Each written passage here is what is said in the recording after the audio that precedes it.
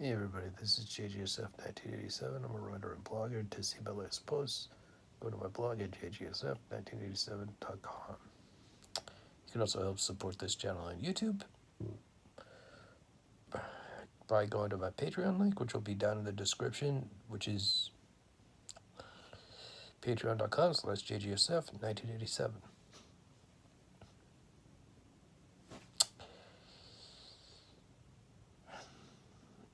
Based off of what we've all been seeing now, the cards are falling.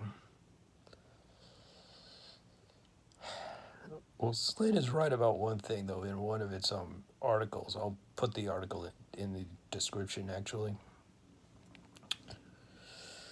Um, anyway, more to the point of saying that Trump's critics really don't understand the amount of trouble that he's in, or that he's about to get into. And they're not wrong, but the problem is that's such a massive understatement at this point. The fact is, we're now seeing some of the harder evidence actually starting to come out, and whew,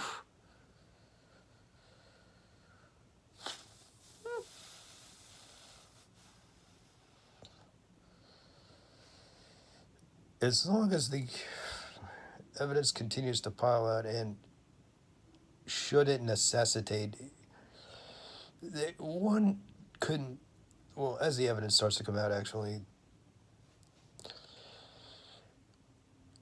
in the end, here's the thing. There could be at least a in general sense, there can and very well could be that Trump, should he get impeached, one of the things is, other than the emoluments clause that he's been violating from time to time to time,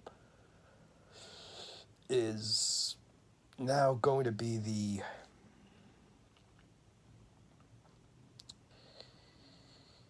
a potential potential for an obstruction of justice case as well. One could sort of make that at least at the presidential level. If one wanted to, there's starting to be a case for that. I mean,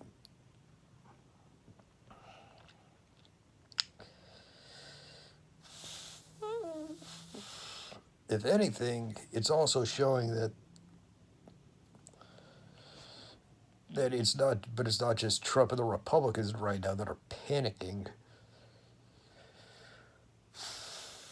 As it turned out, the Republicans, as I've written about on my blog, at least, I would say maybe once, possibly more. No, I think I only wrote about it maybe once. I'll throw the link to that post down in the description, so this way you can see for yourself. Anyway, back to my original point, which is saying that essentially it's more than just the Trump White House and the Republican Party right now that are panicking. Putin and the Solovniki in Moscow, which is, that's the clique of that's the intel officer clique that's largely running the country there. It's, well, anyway, they're panicking too because they're beginning to realize that they are, well, Putin in particular is starting to really panic because now it's basically becoming common knowledge at this point that he really overplayed his hand in this instance, and that he's really, really, really playing from a position of weakness. He's trying to exert that he's coming from a position of strength, but that's not going to happen.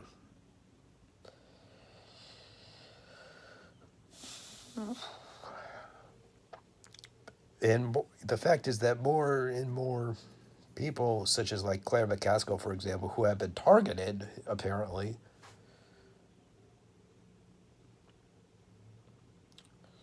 at this point, here's the thing. They're saying very clearly, we're not going to be intimidated, and that's essentially what the American people are saying. We're not going to be intimidated. We're not going to continue to tolerate this either. Now, if you think that congressional Republicans and Trump, together with Putin and his lackeys are all panicking, you should try the Republican Donor Network. They are literally like a bunch of chickens with their heads cut off. You know, just running around completely and totally blind.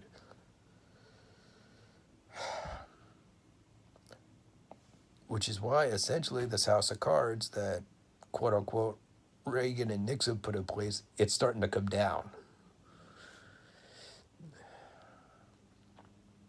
So it's really going to boil down to, at this point, what action is going to be taken next.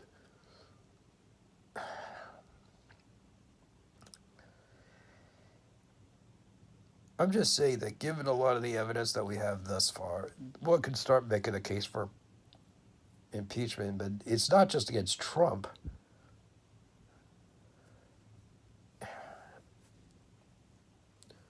One could also, rope Mike Pence into this as well.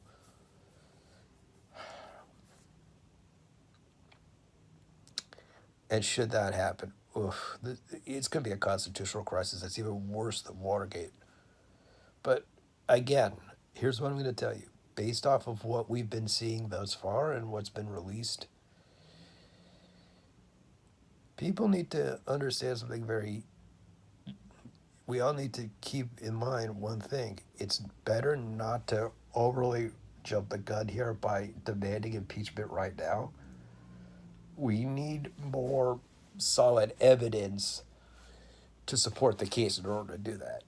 We can't just do that willy-nilly, not like a lot of these congressional Democrats are saying. Well, and again, a lot of them are saying that because of the money that they're getting from Tom Steyer, basically. Now, I empathize with Tom Steyer in the sense that because of Trump's constant violations of the Emoluments Clause should be a reason that he gets impeached and actually removed from office. I empathize with the case and I agree with it. But to do it now when we don't have the evidence is really jumping the gun. So actually, I commend the Democratic leadership in Congress at the moment for saying essentially we should not be using this for political ends. Don't do what the Republicans did do.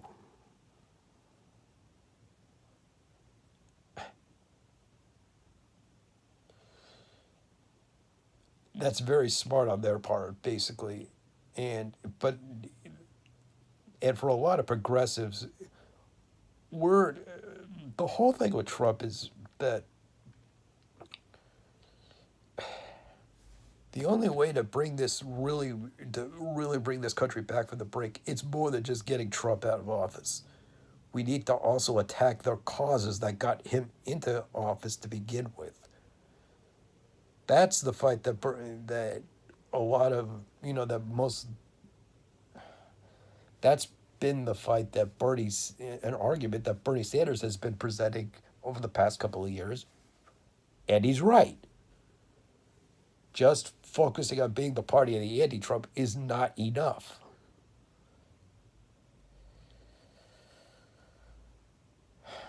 So here's the thing.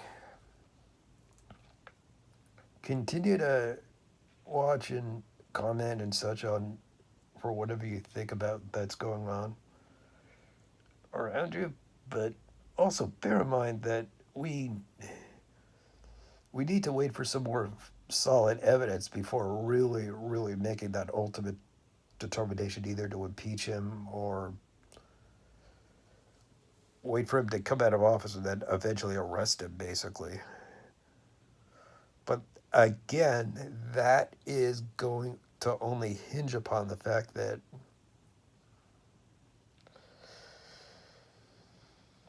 we had the evidence to actually prove that. Anyway, so I'm gonna kill it here. I'm JJSF 1987, and I am out of here. And if you like what you see here, subscribe and go ahead and follow me.